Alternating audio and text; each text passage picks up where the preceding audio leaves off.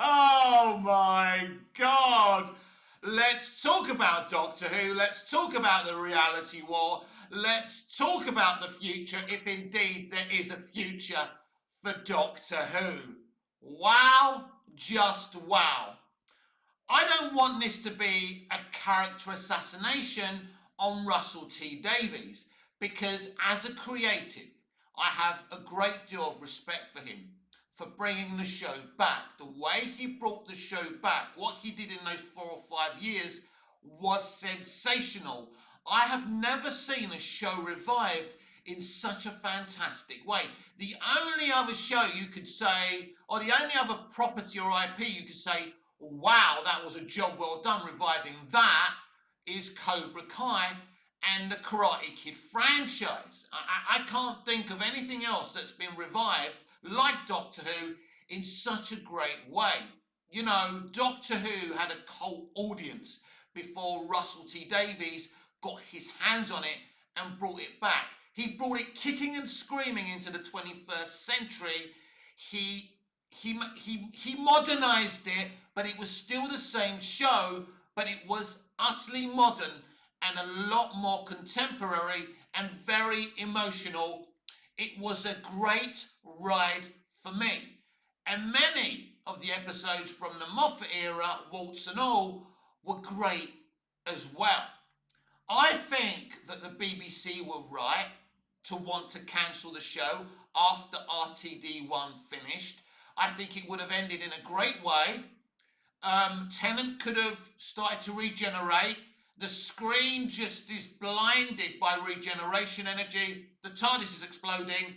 It finishes and it leaves the property in a great place if anyone else in the future wants to revive it. I think the BBC, whoever at the BBC thought maybe it's not a good idea to continue it because it's so popular. It was the Beatles. You know, the Tennant RTD era was the Beatles and the Eccleston era was outstanding too. So who can come in? You know, you would feel sorry for anyone coming in after that, and it was Moffat and Smith. I mean, I have a great amount of respect for Matt Smith. The pressure he was under to come in and replace David Tennant, probably the hardest gig in TV history. You know, he's replacing Elvis Presley. As I say, he's replacing the Beatles. So it was a really hard job, and Smith really did a great job as the Doctor.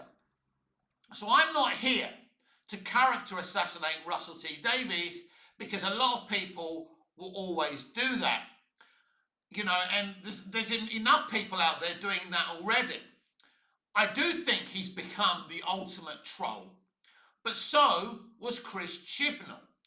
Because we live in a society today where we've got this political situation and everything is politicalized. It's not just entertainment.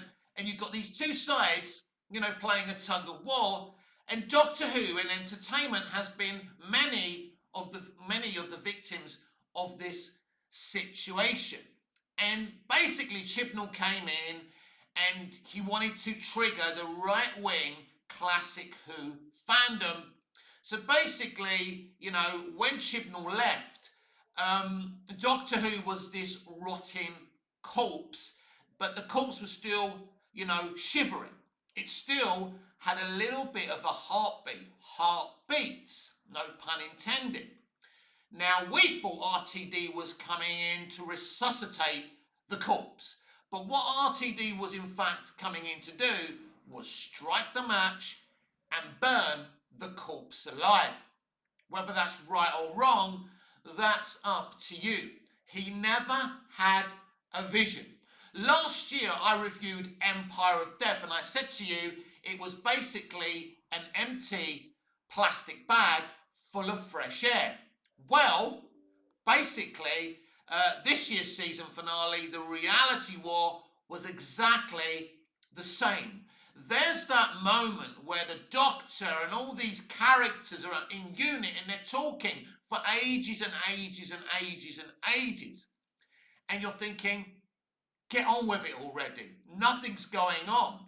Just like last week, the penultimate episode of the season, full of padding, full of time wasting, and this is exactly what this episode was.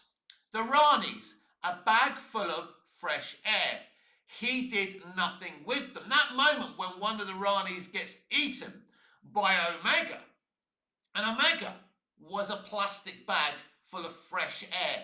There was never any intention to do anything exciting and epic and climactic with Omega, like he did with the Master and the Daleks and the Cybermen. It was just there. It was just hype. It was just false energy. A bit like what he did with Ruby the season before. She can make it snow. Who is she? Is she Susan? Is she this? Is she the lady? Blah, blah, blah, blah, blah. It was just to create hype and interest, as what he did with Mrs. Flood. When he gave Mrs. Flood that big tease at the end of the Empire of Death, I had no energy for that mystery box. You've just given us the Ruby mystery box. It's shit. It led to nothing, basically. And you want me to be embraced in yet another mystery box that's going to come to nothing. So, you know, the Rainy, Omega, just a bag full of fresh air. And then there's Conrad. When Conrad was first introduced in Lucky Day, at least there was something, because somebody else actually wrote that episode. And although he's just a straight white male, and they're saying, look, straight white male, bad guy, we know what they're doing, right? We know what they're trying to say. This is the environment we live in our culture today, and especially in entertainment. But at least there was a little bit more depth in there and a little bit more feeling in there. Ultimately, in the final 2 episodes of the season, Conrad is nothing. He's sitting in a room with a baby reading a fucking book. It's nothing. And when he's holding the gun to Ruby, I'm thinking, oh, for Christ's sake, we know what's going to happen here. She's going to forgive him. And she does. She does something very compassionate. In fact, Millie Gibson's Ruby got more character development in a season she wasn't even full-time in than she did in her full season.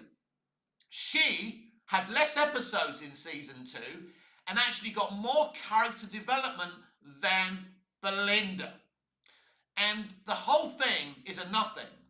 But I choked on my beer as I was watching the Rani being swallowed whole by Omega. It was a joke. It was crazy. That's it. And then Anita Dobson's version of the Rani puts the bracelet on and she vanishes, and you think, wow, what a waste of my time, the rest of the fans' time, and Russell T Davies' time. He just came back to troll the right-wing classic fans. He came in to strike a match and burn what was left of the corpse alive. And it was an absolute nothing episode. Ncuti Gatwa's final 20 minutes, his performance was outstanding. He made an empty, padded script in the final 20 minutes, because this episode just goes on and on and on. You know, you want me to care about Poppy, but I'm sorry, I don't care about Poppy. I don't give a shit about Poppy, right? The whole reality thing, and reality's changing, and you know, it was an empty vessel. There was nothing in this episode. And you're, as usual with modern day entertainment, you've got to service all these different characters, because you've got to have a white one, you've got to have a female one, you've got to have a black one, you've got to have a trans one, you've got to have, you know, you've got to have a white one, you've got to have a pink one, you've got to have an alien one, you've got to have a robot. And there's so many characters to service, and you can't do them justice, but you're wasting all this time. RTD didn't have an episode here. He just needed to waste an hour on 7 to 10 minutes. And this is exactly what he did. The villains were nothing. Now, as I say, I thought Ncuti Gatwa did the best that he could do. And he left the show with great integrity. It's interesting, people talking about his era of Doctor Who. And basically including the Christmas specials he did. No, including the Giggle, he did 19 episodes, because I think he's in 20 minutes of the Giggle. So that's a considerable amount of screen time. So we'll call it 19 episodes. So it's still a lot. But this is why they do 3 seasons of one Doctor. Because in the end, you look back at his time, he was wasted in his first season. And in season 2, he became slightly more interesting. Then there's Belinda. She was locked in that room, with Poppy for half the episode, again, because he didn't know what to do with her. So his main companion, because they made a big deal of having, a diverse TARDIS for the first time in Doctor Who history, and he locks a woman of colour in a room. And this is the hypocrisy of entertainment today. Because it is very hypocritical to do that when you claim you're being so inclusive and she's so important. Ultimately, her character was nothing. And then once the reality war is over, they pull this out of their backside, that Poppy was always Ruby's daughter. And that she mentioned Poppy all the time to the Doctor, mentioned Poppy to the Doctor, you got to get me back to my daughter, Of course, that never happened, right? But reality has changed. That's the point. So now we have to talk about the elephant in the room, Billie Piper being revealed as the Doctor. Well, was she revealed as the Doctor? So normally you get in the end credits and introducing such and such as the Doctor. I think the end credits just said introducing Billie Piper, but not as the Doctor. Many fans are theorising that that's bad wolf. And I think if we were dealing with a normal situation where you think Doctor Who's actually coming back for another season, maybe that would be a good theory. Fans are putting more thought in what happened in this episode, especially with the regeneration, more thought into it than RTD did. He just basically took his middle finger and said, "See ya, wouldn't want to be you." This, to me, feels like a series finale. This feels like the final ever episode we're going to see of Doctor Who. The final brand new episode of Doctor Who we're ever going to see in our lifetime. I don't expect to see more brand new Doctor Who, and certainly not run by Russell T Davies. We've still got The War Beyond the Land and Sea. The trailer was released after the episode. It looks really cinematic, and he's got Lorne Balfe doing the actual music, doing the score, and he's a proper Hollywood Welsh composer. He's great. I'm surprised Murray Gold's not doing it. That's very, very interesting. But to me, Billie Piper isn't the next Doctor. Billie Piper isn't the Doctor. She isn't the 16th Doctor. It's just a thing to create conversation. And I feel sorry for these Shield fans who are going, "Oh my God, this just blew my mind." I mean, we all knew it was happening. The rumour was out there. As soon as my friends told me that this was happening, I believed them. I knew it was true. I knew this is what he was going to do. It was obvious. It was a nothing, right? You can't introduce a brand new Doctor when you don't even know if you're coming back. So they had to do something. So they did something. Now, Billie Piper is a really good actor. I loved her as Rose. We all did. I've been following Billie's career since she was doing the pop songs, right?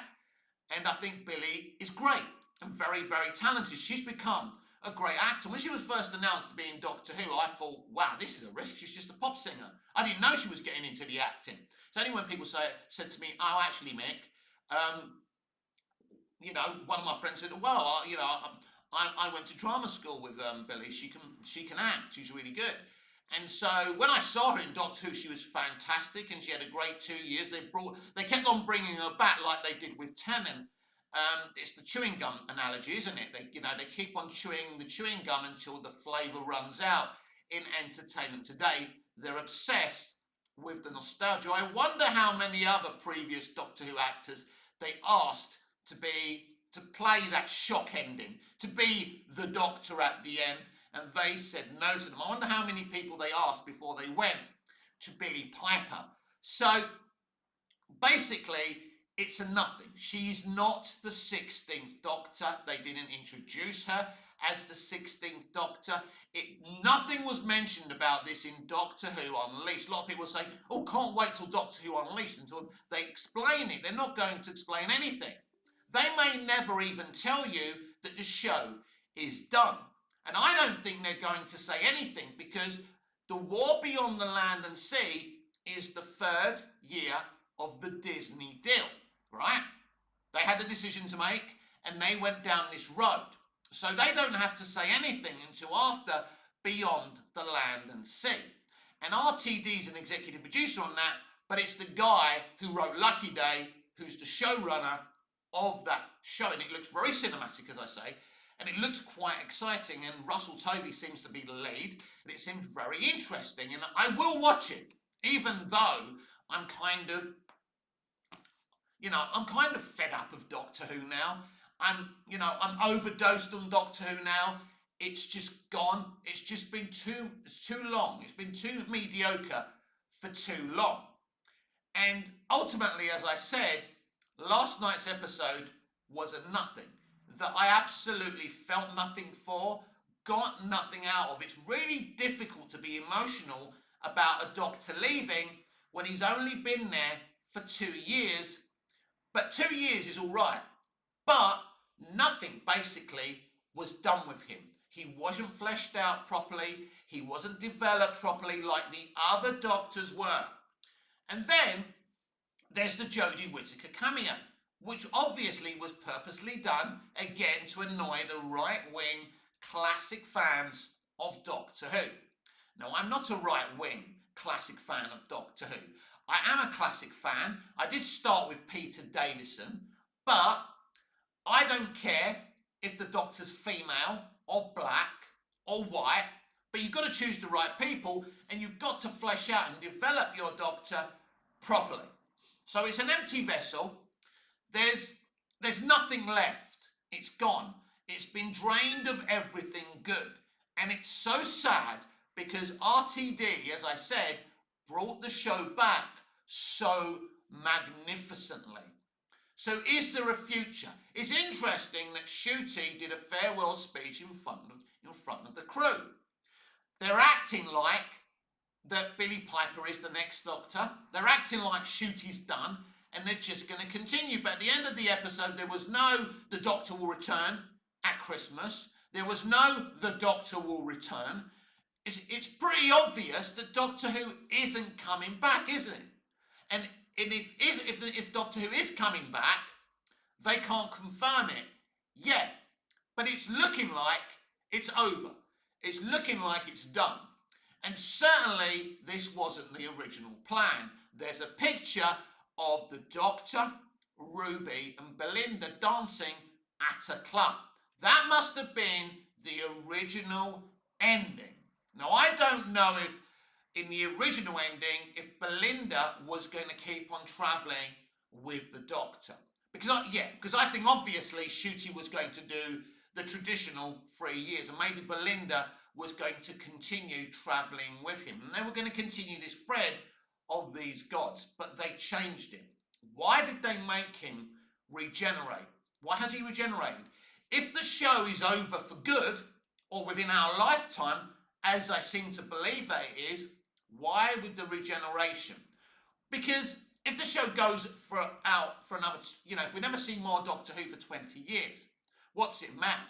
In 20 years' time, they can recast the Doctor like they did with Eccleston. You don't mention the movie, you don't mention the half-human Doctor, and you move forward. You don't look back. Everything is canon. But RTD didn't spend the episode of Rose explaining the Doctor's past. He was looking forward. He just changed. He looks in the mirror. Oh, yeah, he looks in the mirror. That's it. And you just assume that that Paul McGann regenerated into Christopher Eccleston. Now, the Moffat era changed that and created a mysterious other version Doctor, which was brilliant, and it was the War Doctor that was John Hurt. But ultimately, Rose doesn't really talk about the show's past. It's all canon, as I say, but it's just looking forward. So if it comes back in 20 years' time, they can do the same thing again. But right now, I don't expect to see more Doctor Who. So it doesn't matter that Billie Piper was revealed at the end of the regeneration. Whether she's the Doctor or Bad Wolf, it doesn't matter.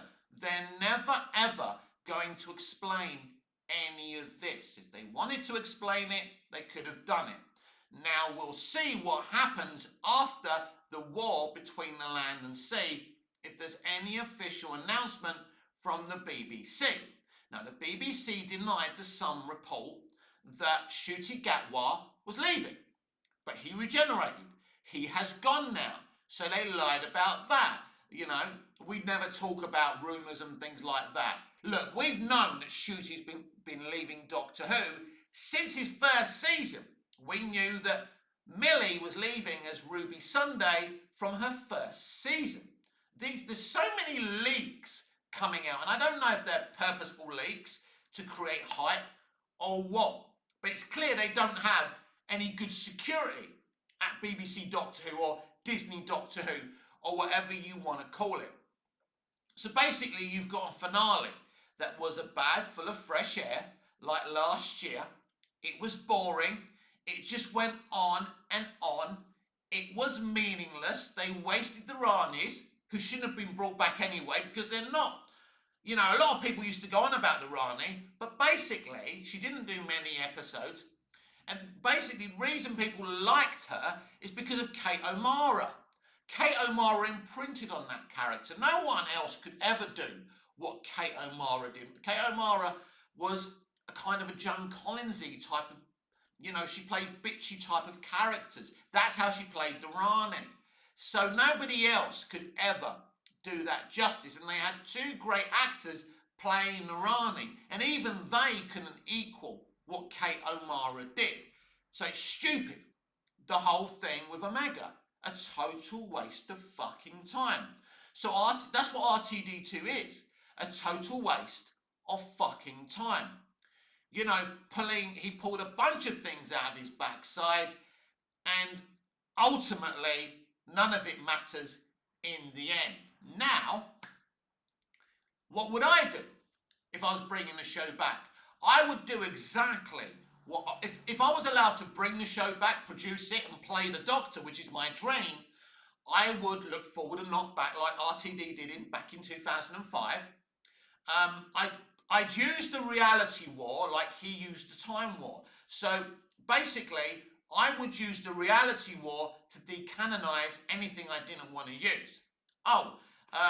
Well, the reality war happened, so the timeless children thing doesn't exist. I'm not the timeless child. I'm just from Gallifrey. Oh, the reality war happened. Oh, look, Gallifrey exists now because of the reality war. The reality war changed the universes, right? So when I came back, I would say the reality war happened, that it created a lot of damage, a lot of planets are not where they should be and they don't exist. There's refugees, that, you know, and there's a Gallifrey now. There's a Gallifrey now. But I would look forward. I wouldn't look back, and I'd decanonize anything that I and the fans don't like. That's what I'd do. And I'd move forward with a brand new companions, with my story, which is my first story. It's basically what I've explained before. It's a Victorian mother and daughter. The mother is dying of an intergalactic illness, and the Doctor makes the child an impossible promise that he can find a cure if they travel through time and space with him. And that's the arc. They're not, you know, they're not some mystical thing. Who are they? Are they the Rani? Are they Susan? And that's something else. He did nothing with Susan. Again, Susan was nothing more than nostalgia bait. So the whole thing is an entire waste of time. But it is my opinion, before I leave, that Doctor Who is now done. What we saw was a series finale, not a season finale, and I don't think we'll see a brand new episode of Doctor Who again in our lifetime.